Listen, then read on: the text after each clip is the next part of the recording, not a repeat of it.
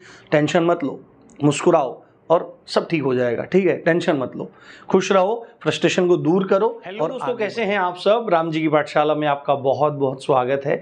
उम्मीद करता हूं आप सब अच्छे होंगे और आपकी तैयारी बहुत ही बड़े ढंग से चल रही होगी। अब ये बोलना मेरा स्वभाव है कि तैयारी आपकी बहुत बड़े ढंग से चल रही होगी, परंतु पता मुझे भी है, पता आपको भी है, आप बहुत ज़्यादा फ्रस्ट्रेट हैं, आप बहुत ज़्यादा परेशान हैं कि यूपी पुलिस कांस्टेबल की भर्ती आ ही नहीं रही है और सरकार समय समय पर आपको मतलब बेवकूफ़ बनाती रहती है, अखबारों में खबरें निकालती रहती है और आपका कहती रहती है कि अब आने वाली है। और पिछले साल 2021 चुनावों से पहले से खबर चलती आ रही थी, अब तक चली आ रही थी, परंतु अभी लगभग पिछले कुछ महीनों से तो कोई भी खबर इस तरह की नहीं आ रही है। और ऐसे में आप लोग लगातार राम जी की पाठशाला पर आकर के पूछते रहते हैं, कमेंट करते रहते हैं कि सर यूपी पुलिस कांस्टेबल के बारे में कुछ सही और सटीक जानकारी दीजिए। तो सच्ची बात तो दोस्तों ये है कि बार बार प्रयास करने पर भी, जानकारी निकालने का प्रयास करने पर भी कोई सटीक जानकारी देखने सुनने में नहीं आ रही है। अब ऐसे में जब एक लंबा समय हो गया है और सबसे बड़ी समस्या उम्र को लेकर के है कि उम्र लगातार बीतती जा रही है। 2018 से के बाद अब तक कोई वैकेंसी नहीं आई है। लगभग अब 5 साल पूरे हो जाएंगे। आप मान लीजिए कि 5 साल पूरे ही हो जाएंगे, क्योंकि ये जो आयु की गणना करते हैं वो 1 जुलाई उस वर्ष से करते हैं, 1 जुलाई से करते हैं जिस वर्ष में भर्ती आती है, चाहे वो जनवरी में दें या दिसंबर में दें या वर्ष के किसी भी महीने में ये भर्ती दें। ऐसे में जब आप लोग बहुत ज़्यादा परेशान हैं तो राम जी की पाठशाला इस चीज़ के लिए लगातार प्रयास कर रहा था, परंतु कहीं से कुछ भी जानकारी ठीक से नहीं निकल के आई। तो हम लोगों ने जो सबसे बड़ा कदम होना चाहिए जानकारी निकालने का, वो जानकारी का निकालने का सबसे बड़ा कदम उठा दिया है। उसका प्रूफ भी मैं आपको दिखाने वाला हूं। साथ में बहुत दिनों बाद आपसे मिलना हुआ है, तो आपको मोटिवेट करना भी एक शिक्षक होने के नाते मेरी जिम्मेदारी है। आप लोगों को मोटिवेट रहना जरूरी है। देखो, जिंदगी में क्या रहता है ना, जिंदगी इसी का नाम है। ठीक है, बात समझ में आई आपको?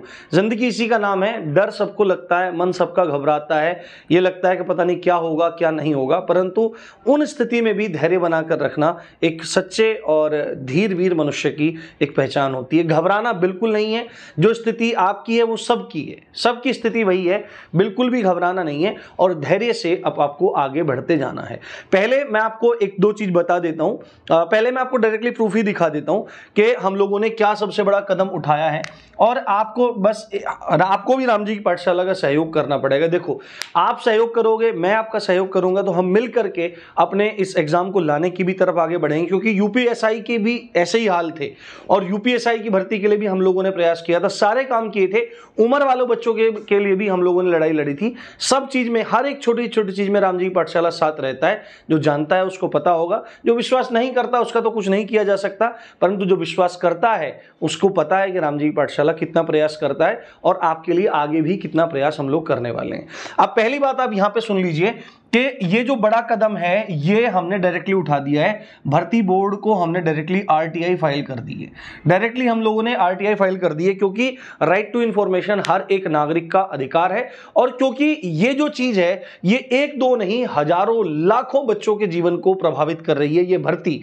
तो इस पे एक आरटीआई पूछ लेना तर्क संगत है, न्याय संगत है कि भर्ती बोर्ड एक चीज बता दे। ठीक है, या तो ये कह दे कि भाई इस वर्ष भर्ती नहीं आएगी या उस महीने में भर्ती आएगी, तो एक सांत्वना हमको मिल जाए कि भाई पर मतलब उस महीने भर्ती आएगी तो हम अभी से तैयारी शुरू कर दें। या तुम अगले साल भर्ती दोगे तो बच्चा सोचेगा कि मैं फिर कुछ काम कर देता हूं, क्योंकि गरीब घर के बच्चे है ना, मध्यम वर्गीय परिवार के बच्चे ही मतलब इन जॉब्स की तैयारी करते हैं, और इतना साधन नहीं होता कि घंटों घंटों वो महीनों सालों सालों पढ़ते रहें और ऊपर से फिर उनकी उम्र भी निकल जाए।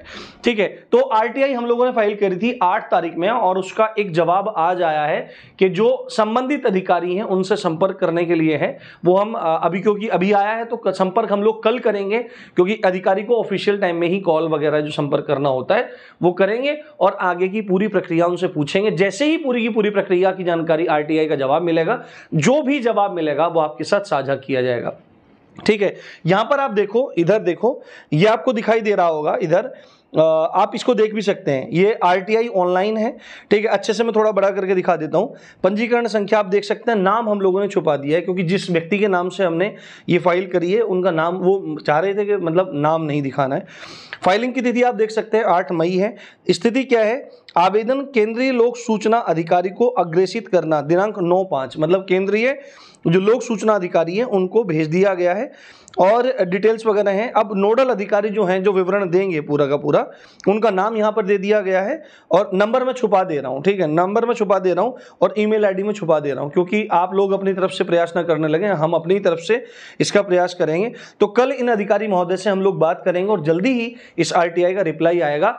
कम से कम कुछ भी रिप्लाई आए, चाहे नेगेटिव ही आए, है ना, वो या तो ये कह देंगे, हालांकि वो कहेंगे नहीं कि हम भर्ती नहीं निकालेंगे, वो कह देंगे कि प्रक्रिया अभी चल रही है, ऐसा कुछ कहेंगे, बट हम फिर भी प्रयास करेंगे कि कुछ अच्छी से अच्छी चीज़ आप लोगों के लिए निकल के आ जाए, ठीक है। यदि इसका एक अच्छा जवाब आ जाता है तो हम फिर इसके ऊपर भी बात करेंगे कि भाई सर आप उम्र के बारे में क्या मतलब करने जा रहे हैं, उम्र के बारे में भी आपका कुछ विचार है कि नहीं है, क्योंकि आपने 2018 में भर्ती लास्ट निकाली थी और अब 2023 हो गया है। यदि आप अब भी भर्ती निकालोगे तो यहाँ पर 5 साल का गैप नॉर्मली हो चुका है, 5 साल का गैप यहाँ पर नॉर्मली हो चुका है। और आपकी जो जनरल कैटेगरी की एज है, जो मतलब अनरिजर्व्ड एज है, आरक्षण हटा करके, वो 4 साल की है। यानी कि 2018 में यहाँ पर जो बच्चा अंडर एज था वो यहाँ पर ओवर एज हो चुका है। तो उस बच्चे के साथ अन्याय बिल्कुल ना हो। तो यहाँ पर आप मतलब एज रिलैक्सेशन देने का विचार रख रहे हैं कि नहीं रख रहे हैं, और देने का विचार रख रहे हैं तो लगभग कितने महीने का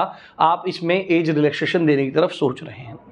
तो हिम्मत बढ़ाओ दोस्तों, घबराओ नहीं बिल्कुल भी, आगे बढ़ो, अपने लक्ष्य की तरफ आगे बढ़ो। आपको पता है भर्ती आनी ही है और कब आनी है मैं यहाँ पे कुछ नहीं कहूँगा, मैं बस RTI का वेट करूँगा। हालांकि भर्ती के बारे में अब कुछ खबरें निकल के आने लगी हैं सामने, कोई मतलब जल्दी ही कोई अच्छी सूचना भी हमको देखने के लिए मिल सकती है, परंतु उसकी पुष्टि कुछ नहीं है, ठीक है। जब तक सटीक खबर नहीं होगी तब तक मैं आपको नहीं बताऊँगा। बाकी और चीज़ मैं आपको बता देता हूँ, आपके लिए हम लोगों ने बहुत बढ़िया क्लासेस अब शुरू कर दी है, कामयाबी सीरीज शुरू कर दी है, सुबह 9 बजे लाइव होता है, ठीक है।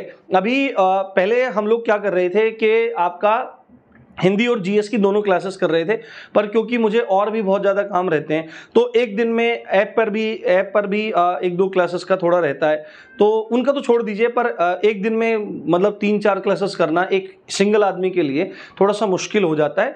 तो हम लोग अभी मतलब उसका विचार देख रहे हैं और आपकी क्लास वैसे चालू हो चुकी हैं। दिल्ली पुलिस के लिए भी आप उनको प्रिपेयर कर सकते हैं, बिल्कुल बहुत शानदार क्लास होने वाली है और क्वेश्चन उनमें से आपको फंसेंगे।